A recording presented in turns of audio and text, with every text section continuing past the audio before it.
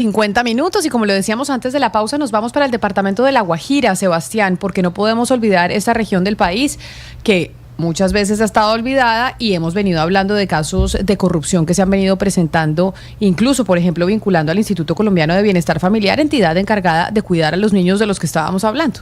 Nosotros, Camila, y otros medios han destapado muchos casos de corrupción en La Guajira recientemente y esta semana cubrimos lo que fue, pues ya al parecer, pues la terminación de 2 semanas de bloqueos y bloqueos que están relacionados, Camila, con corrupción en La Guajira, en especial con el descontento con 2 entidades, con la Agencia Nacional de Tierras y con el ICBF. Yo le voy a ir a usted y a ustedes mostrando una serie de cosas que he encontrado y en las siguientes semanas para que entendamos qué está pasando en La Guajira, Camila. Digamos, ¿por qué tantas asociaciones guayú han recibido contratos y han estado tan involucradas en el Estado en los últimos años en La Guajira? Porque hay una sentencia que las T302, Camila, muy importante para que la note ahí, vamos a saber mucho en estas semanas de la sentencia T302, y la saca la Corte Constitucional en La Guajira, y es porque declara un estado de cosas inconstitucionales los magistrados en los municipios de Riohacha, Manaure, Uribe y Macao, que es donde vive principalmente la población guayú en La Guajira, y conmina, exhorta al Estado para que se encargue de los derechos de los niños guayú, del agua, la salud y la alimentación. Y ahí se abrió una serie de cosas para poder contratar, para poder tener en cuenta a las comunidades, Camila. ¿Y quién fue uno de los accionantes de esta tutela? Si me ayudan en pantalla, ahí le traigo un pedacito de la sentencia T302. Ahí uno de las personas que a la comunidad internacional le pidió que la Corte Constitucional le echara el ojo a La Guajira fue Javier Rojas Uriana. Ahí lo teníamos en la primera línea. Fue la persona que les conté de quién se trataba, que se lo pregunté a la directora del ICF La Guajira. Es una persona que ha sido detenida, que ha sido detenida por corrupción en el 2019 y que está muy metida para robarse recursos de La Guajira. Fue detenido en el 2019, lo tenemos ahí en pantalla, y a mí me cuentan varias personas de La Guajira que él sigue muy interesado en husmear y en estar detrás, Camila, de los recursos de La Guajira. Tristemente, esta sentencia seguramente sí es muy positiva porque tiene buenas intenciones, porque el Estado sí debería hacer políticas enfocadas para la población guayú, pero uno de los accionantes de la tutela, y en este momento es todavía veedor de la tutela T302, es este señor Javier Uriana.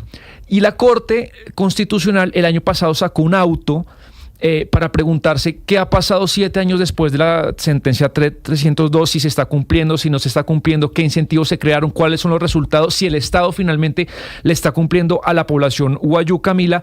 Y esto dice la Corte Constitucional en su auto del 2014. También si me ayudan a ponerlo. Yo sé que, Óscar, a usted le va a interesar. La Corte saca 5 conclusiones y les traigo 2.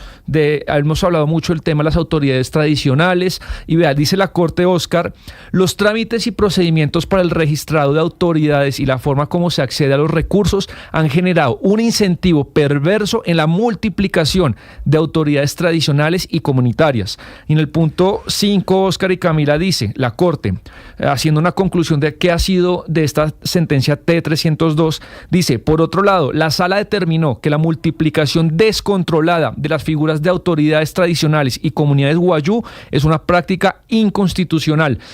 Es decir, Camila, ¿yo qué le quiero decir a usted con esto? Que esta proliferación de uniones temporales, de asociaciones guayú, ha sido una herramienta donde se han robado mucha plata de La Guajira últimamente, y los escándalos que tienen que ver con los carrotanques, con los agüeyes, de mucho de lo que pasó con la UNGR en este año, el año pasado, tiene que ver con estas grietas de las que le estoy hablando. ¿Sabe qué pasa, señor? Sebastián? Perdón, le interrumpo, tranquilo. Sebastián. Mire, ¿sabe qué pasa? Que la buena intención de la Corte, cuando se pronuncia, entonces se estrella contra una realidad, que es que las comunidades indígenas, las comunidades guayú, están también a su vez dominadas por personajes siniestros como del personaje del que estamos hablando en este momento. La buena intención se estrella con la realidad, Sebastián. Sí, y termino, bueno, con esto, Camila, con el tema de la Agencia Nacional de Tierras, que fue una de las razones por las cuales la agencia, pues la gente estaba protestando por los incumplimientos del Estado.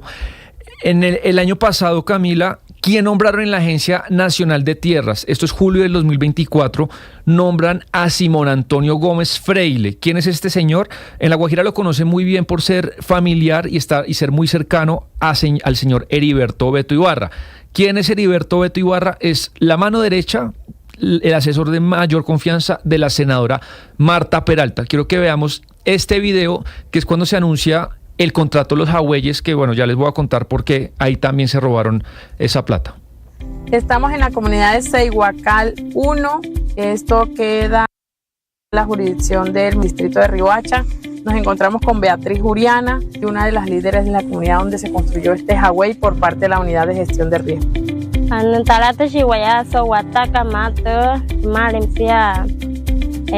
Senadora Marta Peralta. Ahí estamos oyendo que está Marta Peralta con unos guayú, están hablando ahí en Guayunaqui, y eso es Camila, donde está este señor que es la mano derecha de Marta Peralta. Este proyecto los jagüeyes es una suerte de pozos de agua en los que pues en La Guajira se intentan construir por el tema pues de que La Guajira es muy desértico y la gente se muere pues de la sed. Catherine Jubinado contó que este contrato de los jagüeyes, que fue de 75.000 millones de pesos, apenas se ha ejecutado el 8% y casi que no han construido ninguno. Entonces, en ese caso, ahí vemos a Marta Peralta de la mano derecha, y como le cuento, quien nombraron en la Agencia Nacional de Tierras es el sobrino y familiar de su mano derecha, que en este momento controla la Agencia Nacional de Tierras, razón por la cual, les repito, se formó gran parte de los bloqueos de La Guajira. Esto es por lo que le tenía hoy Camila. Les iré contando más, pero sí la conclusión es que hay muchas grietas de corrupción en la que se asocian asociaciones y fundaciones ficticias guayú de papel con políticos locales para robar al departamento de La Guajira. Y porque tenemos los ojos puestos en La Guajira, claro que sí, vamos a seguir con los ojos puestos en La Guajira para ver qué es lo que está pasando en ese departamento y por qué esos entramados de corrupción que se ven en una de las regiones que pues pareciera más olvidadas del país. Son las